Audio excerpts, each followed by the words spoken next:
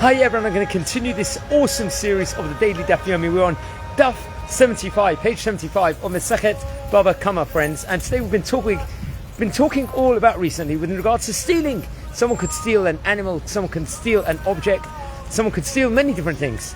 And there will be different penalties that are going to be imposed upon the person as a punishment. They might have to pay double, they might have to pay 4 times the amount, they might have to pay 5 times the amount of money, or various different, there'll be different equations of what they would have to pay. So friends, we were talking also about a concept which we need to know about.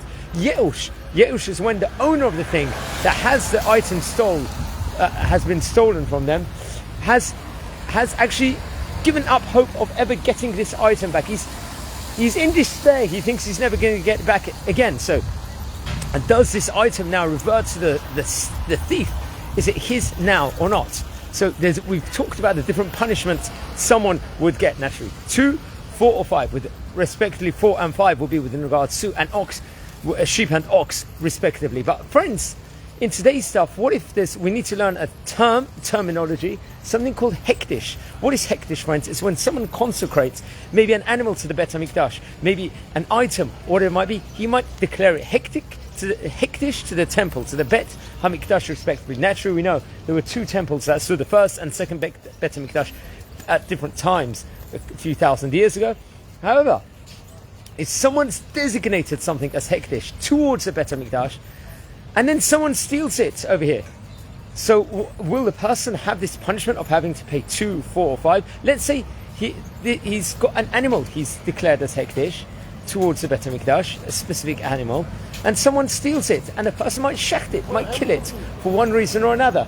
So what's going to be the status? Will he have to pay 2 or 4 or 5? Seemingly, he might not necessarily have to pay the full penalty over here because it was declared Hektish at that stage in time. But there's a chiluk also, friends. There's a big discussion which I recommend everyone to look into, but there's a big difference in certain cases, because do we say that this owner of the animal who's declared it Hektish towards consecrated it to the Bet HaMikdash, has he still got a connection with the animal or not? Seemingly he has, because he might sacrifice it. It might be a korban in the Bet HaMikdash, which he personally is giving. So that person that has had the thing stolen from them, it's technically still connected to him. Or there's another thing where he could actually dedicate it for the workings of the Bet HaMikdash itself. It could be an animal that will work as part of the avodah in the Bet HaMikdash also.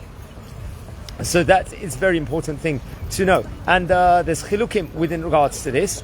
And that's why one's got to look into all these sugyot with a lot of great amounts, because there's so many different intrinsic scenarios that could actually take place, and so much more that can be learned within regards to this stuff. It's this page, this at the moment, page 75 of the Gemara. I'll leave you with some scenes over here of Bet Shemesh, the city itself. This fantastic Monday morning here in the city of Bet Shemesh in Israel. Nothing like walking in Israel and saying over some Talmud. I'd like to dedicate this Refuah Shlema for Rachel Bat Sarah. This is the Torah. For Refuah Shlema, Rachel Bat Sarah. Wishing you all a great day. Take care.